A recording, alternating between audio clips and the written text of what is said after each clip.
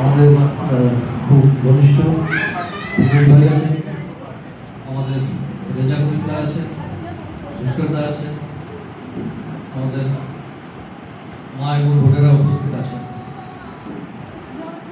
খাতুন কমিটির গঠন প্রক্রিয়া চলছে, আমি যেটুকু জানতে পেরেছি। আমাদের শাস্ত্রে বলা আছে, যত্র নারস্তু পূজ্যতে রমন্তে তত্র দেবতা, মানে যেখানে নারীদের পূজা করা হয়, যেখানে নারীদের সম্মান দেওয়া হয়, যেখানে নারীদের ইজ্জত প্রতিষ্ঠা হয়, সেই দেশে দেবতারা বিচরণ করে।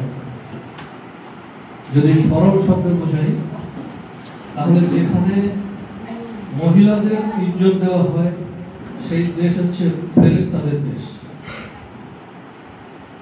অথচ দুঃখের বিষয় যে আমাদের সমাজে আমরা মহিলাদের সম্মান দিতে যেন আমাদের মধ্যে একটা কুণ্ঠা হয়, দ্বিধা হয়। মহিলাদের আমরা সবসময় দ্বিতীয় শ্রেণীর নাগরিক, পিছনে থাকা, পিছনে রাখার সবসময় চেষ্টা করি।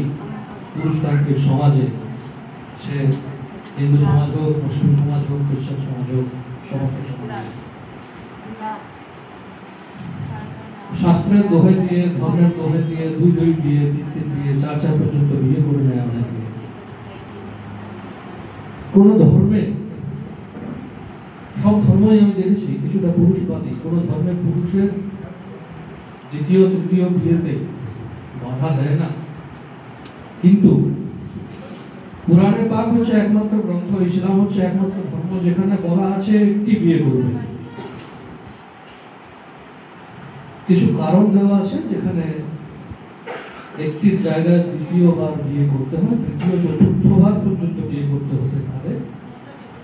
সেখানে উপযুক্ত কারণ থাকবে এবং যিনি এটি করবেন তিনি সমস্ত তার স্ত্রীদের সমান মর্যাদা, সমান ভালোবাসা, সমান দৃষ্টিতে দেখতে পাবেন, তবে তিনি করতে পারবেন। ইচ্ছা হলো আমার একে ভালো লাগছে না, আরেকটা বিয়ে করে নিলাম, ইসলাম এই কথা বলে না।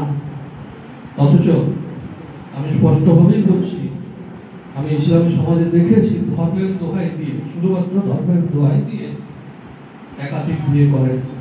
এটা নারীদের সম্মান নয়, এটা নারীদের অপমান করা। তো আমাদের সমস্ত সমাজেই আমরা দেখেছি নারীদের সম্মান, উপযুক্ত সম্মান তারা পান না। কাজে আপনারা এগিয়ে এসেছেন, আপনারা আপনাদের সম্মান, নিজেদের সম্মান নিজেরা লড়াই করে বুঝে নিন, নিজেদের জায়গা